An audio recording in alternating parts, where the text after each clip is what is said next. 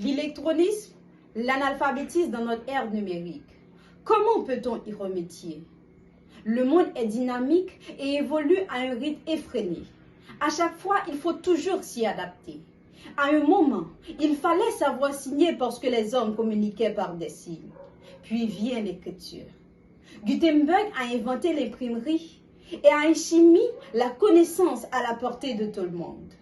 Mais beaucoup ne s'y sont pas adaptés et ont fait les frais de l'analphabétisme.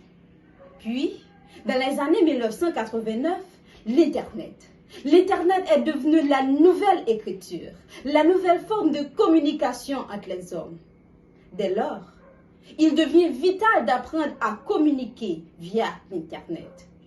Hélas, des milliards de personnes à travers le monde ne savent pas en faire usage, d'où le terme électronisme.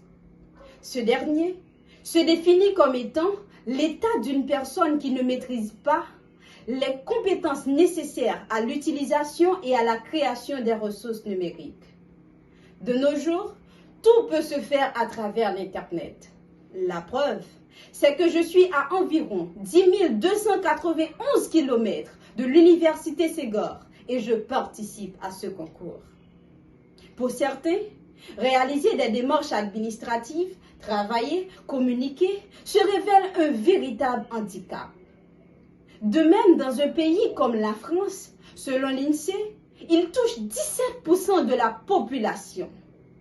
Mesdames et messieurs, je prends la parole pour ces milliards de personnes afin de demander aux autorités de les aider à combattre ce fléau. Tout d'abord, accompagnez-les vers l'autonomie de l'utilisation de ces outils numériques. Ensuite, créez un programme gratuit pour que les usagers puissent mesurer et développer leurs compétences. Et pour finir, remédier à l'isolement et à l'exclusion que peut générer la non-maîtrise des outils numériques. Si à un moment, lorsqu'on ne savait ni lire ni écrire, on subissait des humiliations, on avait beaucoup de difficultés, bien qu'il y avait des alphabets. Mais de nos jours, si on ne peut pas utiliser l'Internet d'une manière générale, cela occasionnera un obstacle à notre développement. Donc, il est urgent de changer la donne. Il est urgent d'analyser cette situation pour que tout le monde puisse en profiter. Merci.